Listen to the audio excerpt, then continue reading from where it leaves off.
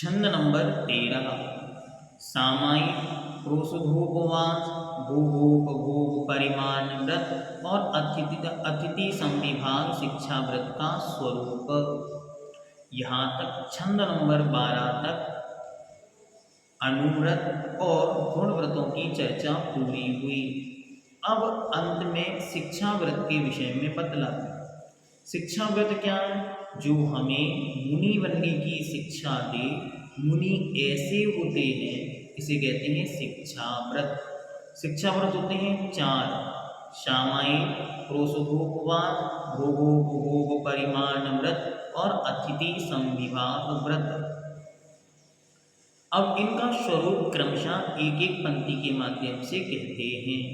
देखते धरे और समता भावे सदा सामायिक करिए परविच तुष्टय माहि पाप तज प्रोषद हरिए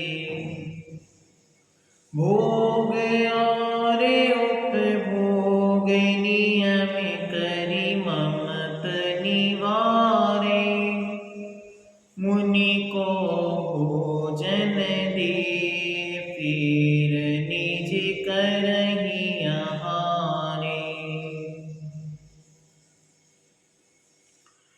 धर्म और समता भाव सदा सामायिक करिए परव चतुष्टय माहि पाप तज प्रोषद धरिए भोग और उपभोग नियम करि ममत निवारे मुनि को भोजन दे फिर निज करहि आहारे। उर अर्थात मन में, हृदय में समता भाव, निर्विकल्पता को या शल्य के अभाव को या सबके प्रति समानता के भाव को धारण करके सदा प्रतिदिन सामायिक करिए, सामायिक करना चाहिए। ये सामायिक शिक्षा व्रत है। अच्छी तरह हृदय में सबके प्रति समानता का भाव रख के राग द्वेष से शून्य होकर के निश्चल वृत्ति को धारण करके सामायिक करनी चाहिए। दूसरा व्रत प्रोसोधोपवास परव चतुष्टय माहि।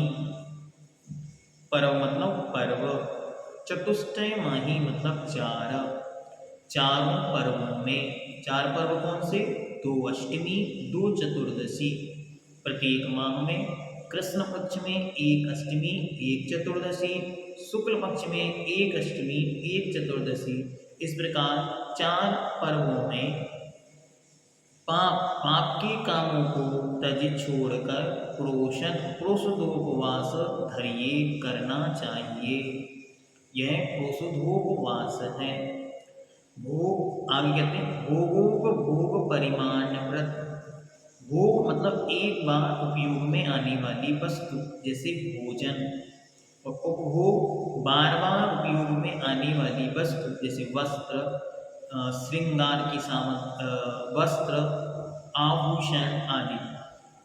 भोग अर्थात भोग रूप वस्तुओं का और उपभोग रूप वस्तुओं का नियम करी परिमाण कर शेष ममत निवारे मोह हटाना भोगोपभोग परिमाण व्रत है।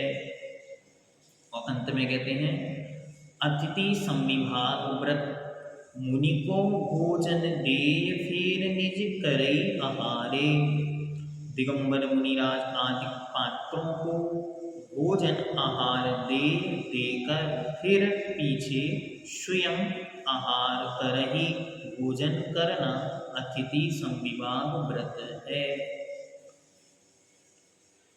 सामायिक हृदय में समता भाव धारण कर प्रतिदिन पंच परमेष्टि का स्मरण करना सामायिक नामक पहला शिक्षा व्रत है। दूसरा प्रोसोधोपवास 1 माह में 2 अष्टमी और 2 चतुर्दशी ऐसे 4 पर्व के दिन होते हैं। इन दिनों में सब पाप कार्य छोड़कर उपवास करना प्रोसोधोपवास है।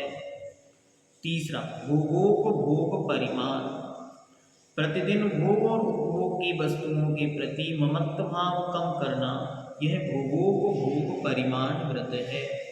इस व्रत के अंदर व्रती प्रतिदिन मैं इतनी वस्तुएं भोजन में लूँगा, मैं इतनी वस्तुओं का प्रयोग करूँगा, मैं इतनी स्थान पर ही जाऊँगा आदि का परिमाण करता है।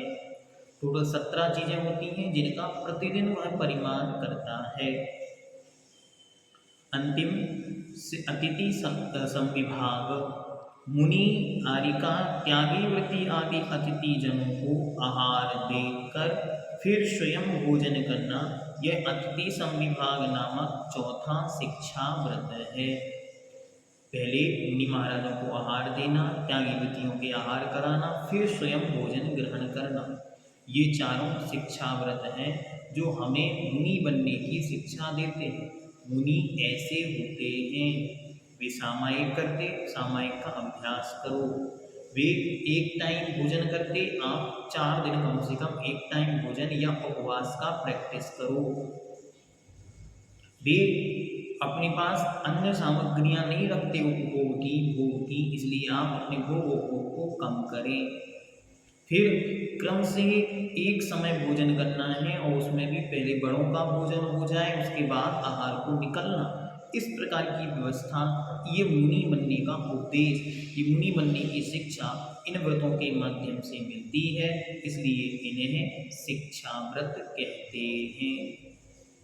अभी हमने इनका स्वरूप सामान्य से पढ़ा।